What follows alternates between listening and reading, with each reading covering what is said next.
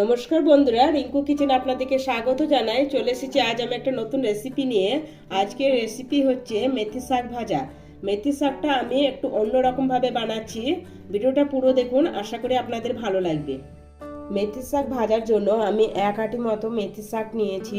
ভালোভাবে ধুয়ে পরিষ্কার করে জল ঝরিয়ে নিয়েছি। শাকটা আমি মোটা মোটা করে কেটে নিয়েছি। 1 চামচ মতো মুগ ডাল নিয়েছি। 2 চামচ মতো কাঁচা বাদাম গুঁড়ো করে নিয়েছি। একটা মাঝারি সাইজের পেঁয়াজ লম্বা করে কুচিয়ে নিয়েছি। 4টে কাঁচা লঙ্কা চিড়ে নিয়েছি। আর এখানে 5 থেকে 6টা রসুনের কোয়া নিয়েছি, থেতো করে নিব। মেথির শাক বানানোর জন্য কড়াই বসে দিয়েছি। এবার আমি 2 চামচ মতো সরষের তেল দিয়ে দিব। তেলটা গরম করে নিব। তেলটা গরম হয়ে গেছে, এবার আমি অল্প একটু জিরে দিয়ে দিব। জিরের ফোড়নটা আমি একটু ভেজে নিয়েছি। এবার এর মধ্যে চেরা কাঁচা লঙ্কা থেতো করে রাখা রসুনটা দিয়ে দিব। একটু ভেজে নিব। এবার আমি রসুনটা ভেজে নিয়েছি। এবার পেঁয়াজটা অ্যাড করে দিব। পেঁয়াজটা এবার আমি একটু ভেজে নিব। পেঁয়াজটা একটু ভাজা ভাজা হয়ে এসেছে। এবার আমি এর মধ্যে মুগ ডালটা অ্যাড করে দিব।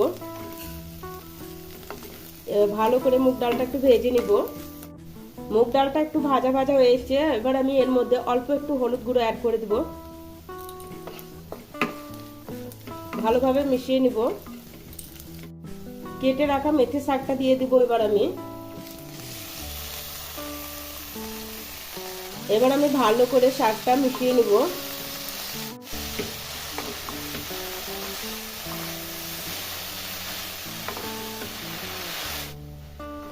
ভালোভাবে মিশিয়ে নিয়েছি।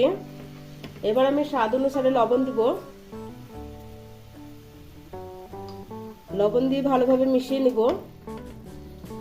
শাকে লবণটা দেওয়ার সময় বুঝে দিবেন, কারণ শাকটা অনেকটা দেখে রান্না করার পরে অল্প হয়ে যায়।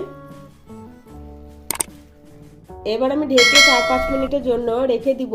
শাকে থেকে যে জলটা বের হবে সেই জলে আমার শাকটা সিদ্ধ হয়ে যাবে। 3 মিনিট সময় রেখেছিলাম আমি শাকটা থেকে অনেকটা জল বেরিয়েছিল। শাকটা অনেকটা সিদ্ধ হয়ে গেছে। এবার আমি এর মধ্যে গুঁড়ো করে রাখা বাদামটা অ্যাড করে দিব। ভালোভাবে মিশিয়ে নিব।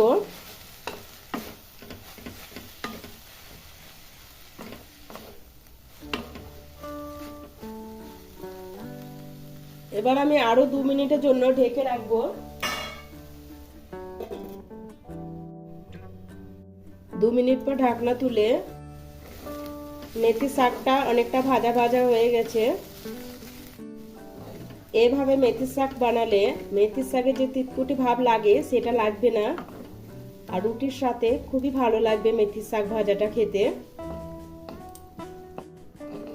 ভিডিওটা ভালো লাগলে লাইক করবেন, বেশি বেশি করে শেয়ার করবেন।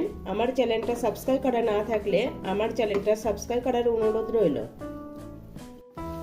মেথি শাক ভাজা পুরো রেডি। এবার আমি নামিয়ে নিব পরিবেশনের জন্য।